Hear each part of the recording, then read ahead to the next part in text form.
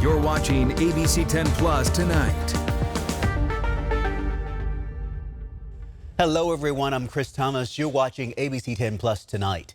Many gathered at the state capitol as part of a nationwide protest against the current administration and what they call executive overreach. Then the To The Point team explores what the 2026 California governor's race is looking like right now. ABC10 Plus Tonight starts now.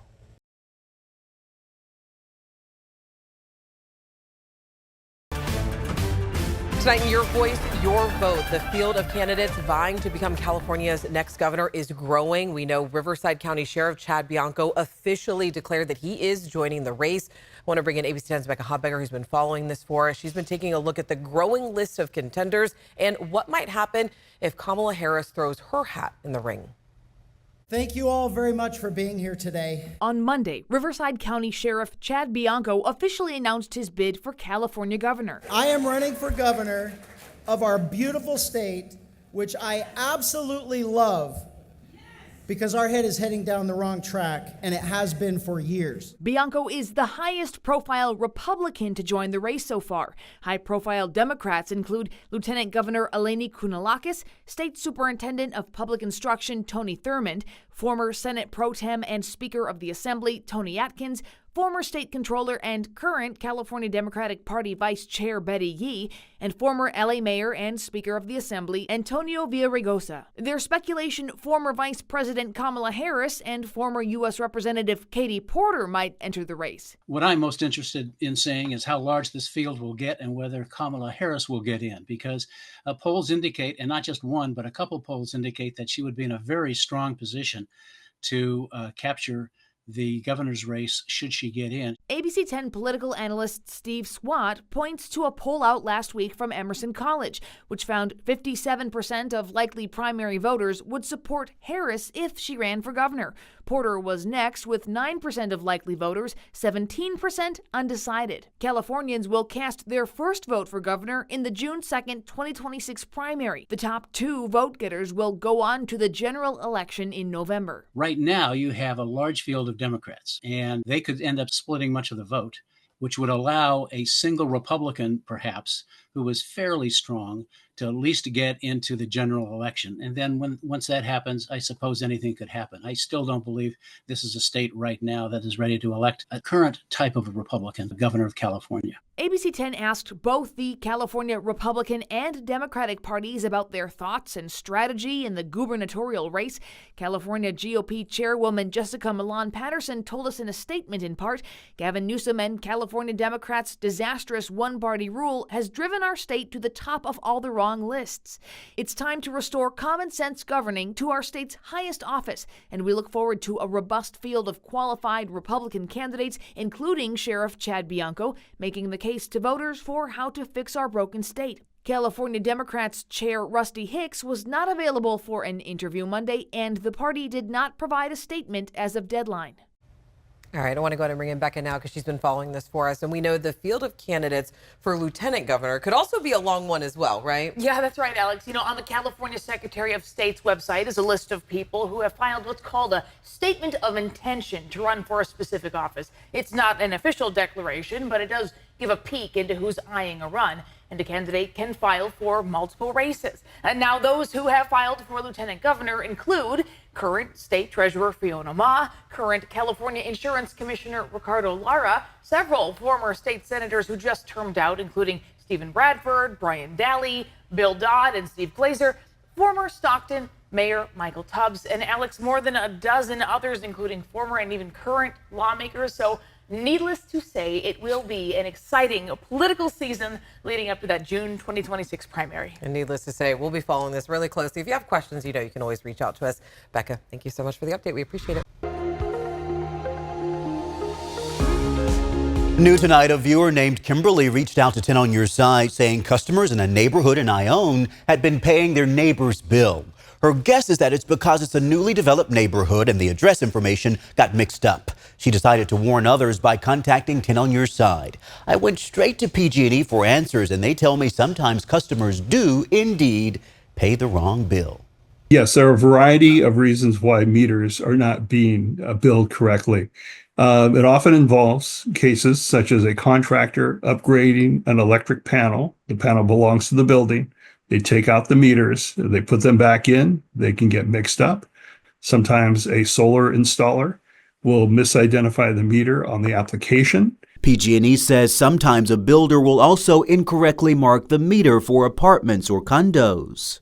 And if you ever suspect that you're not paying the right bill, check your meter.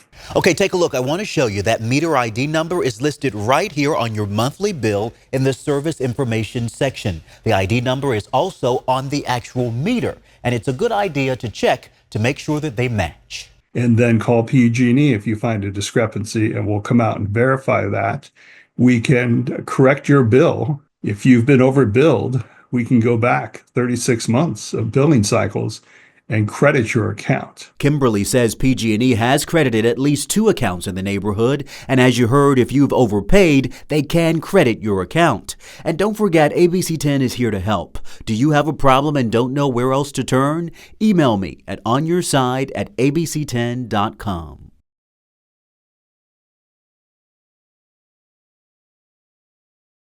Well, thousands of people crowded the west steps of the state capitol to protest the Trump administration's plan to cut federal jobs and other policies. It was part of a nationwide protest.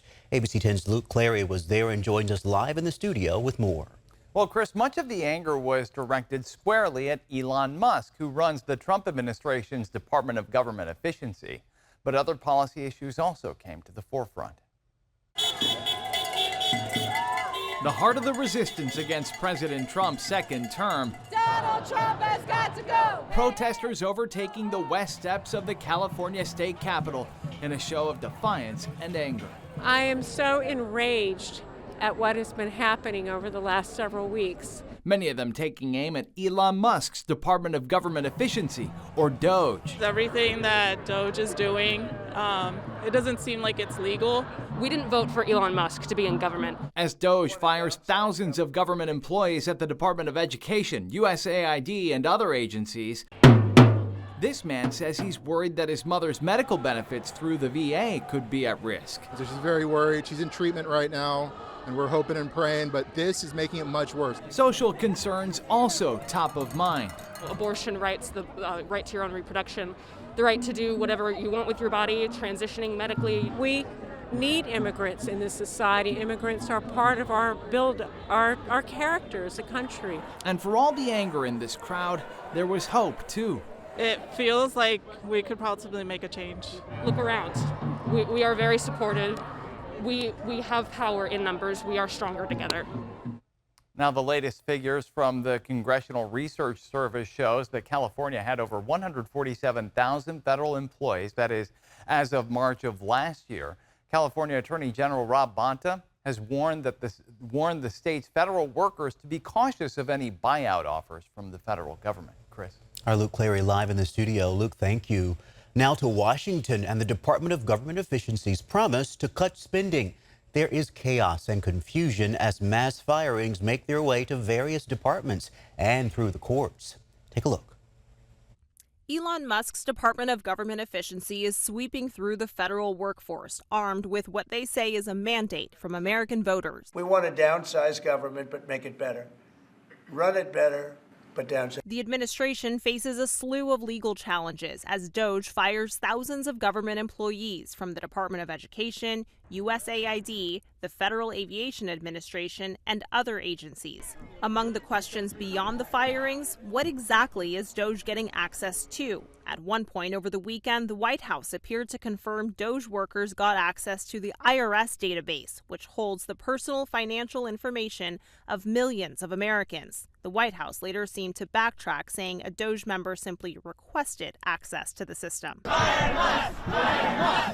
Hundreds protesting DOGE's actions outside of federal buildings, from Washington, D.C. to Las Vegas, where some of the more than 1,000 people working with the Department of Veterans Affairs were dismissed. Hey, I'm on board with efficiency, saving money, but I don't think it should be on the backs of our federal employees. Peter Ketchum-Caldwell worked for the Consumer Financial Protection Bureau until DOGE shut it down last week. The financial security of these once financial watchdogs is now up in the air. It's a lot of uncertainty. We haven't even received our separation paperwork yet. The administration also sent termination letters to several of the Department of Energy's nuclear workers. They then reversed course and are now trying to rehire some of those critical employees. But according to an internal email obtained by ABC News, they're having a hard time getting in touch with them. Christiane Cordero, ABC News, Washington. Christiane, thank you. From tariffs, buyouts, and the LA wildfire fallout, ABC 10 To The Point host Alex Bell breaks down the week's top headlines surrounding California and the Trump administration. Watch it right now by finding the show on the home screen of the free ABC 10 Plus TV streaming app. Well, a program meant to crack down on code violations using AI and cameras in Stockton could be getting tougher. Tomorrow night, the City Council will hear a presentation on how the program is going and a plan to end the education period. ABC 10's Gabriel Porras has the story. It was members of the City Council who requested that presentation and ultimately who asked that fines start being issued months ahead of schedule.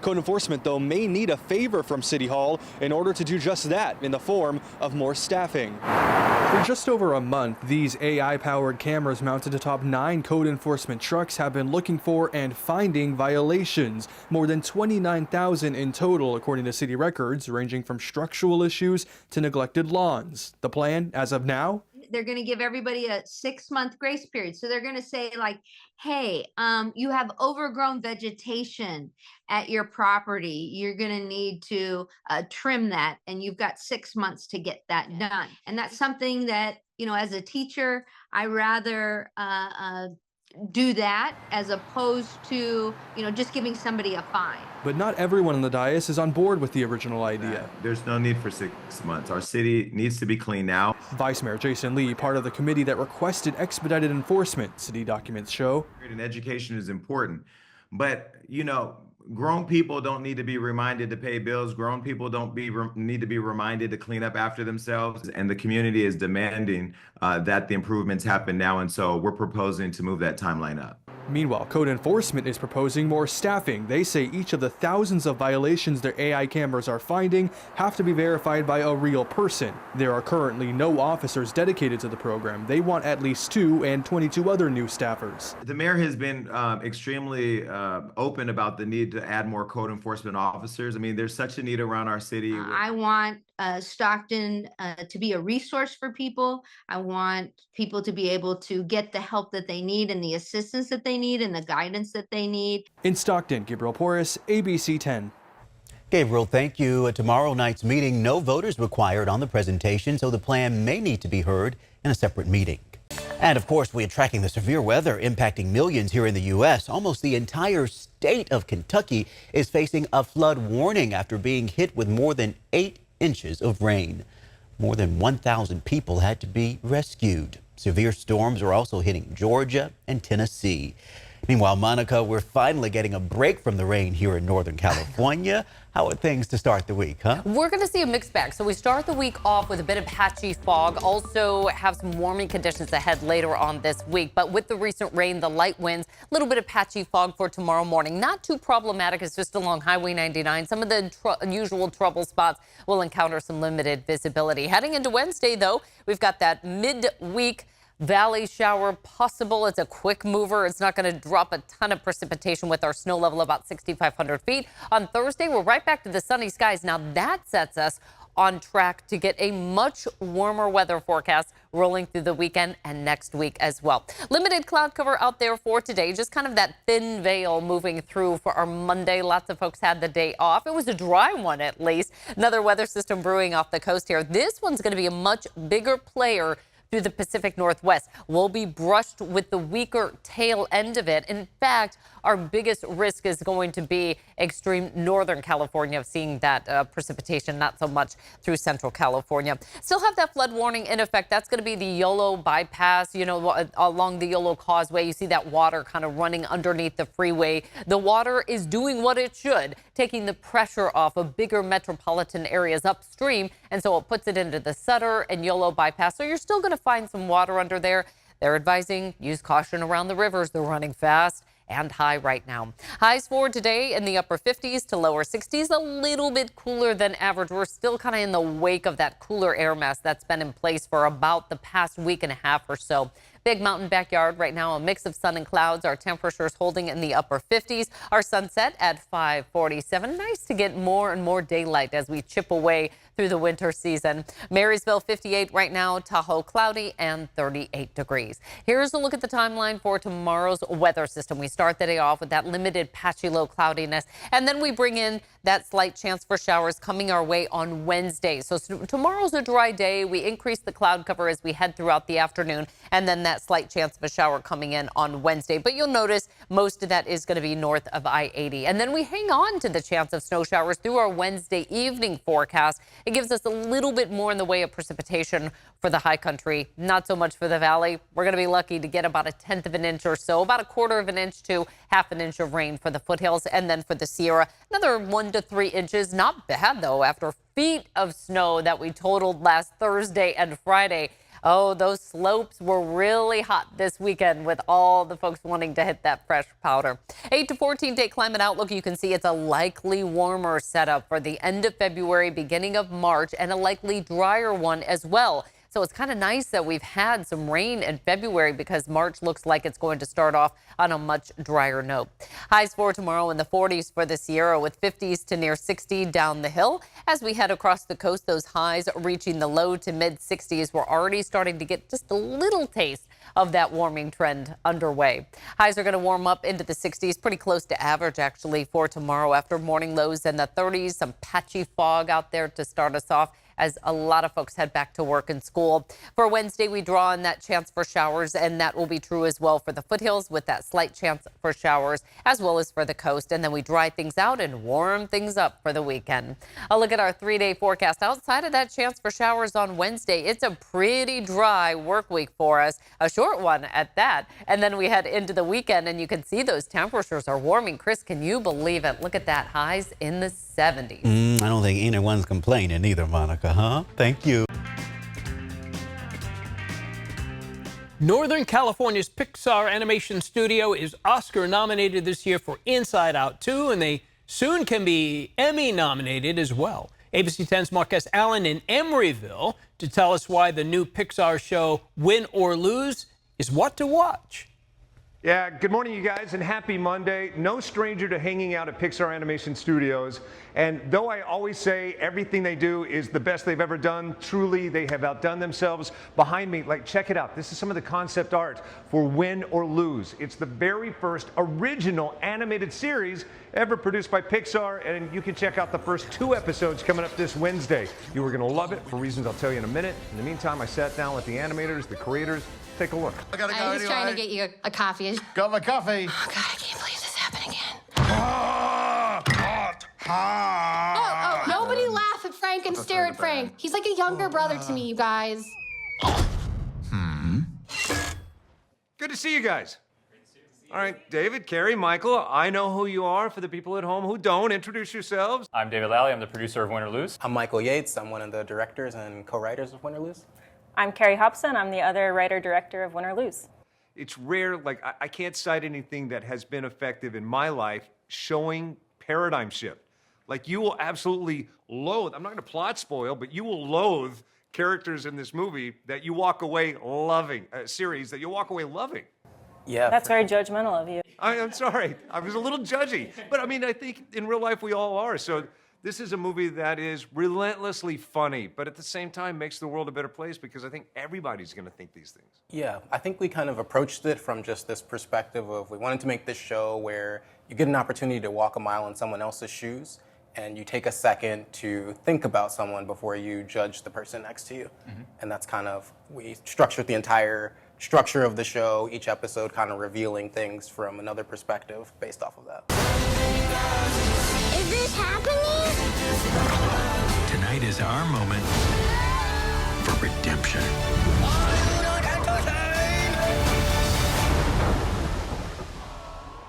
Better not blow it.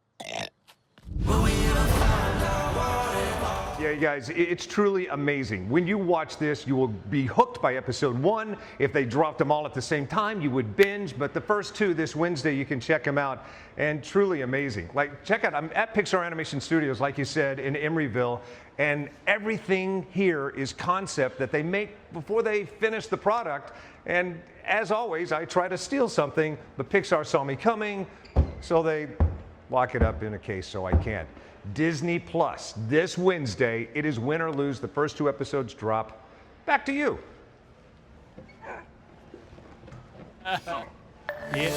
Thanks for watching ABC 10 Plus tonight. We are here 24/7 on the free ABC 10 Plus TV streaming app. You can get your local news and weather anytime, anywhere. I'm Chris Thomas. We'll see you next time. Trust isn't given, but earned.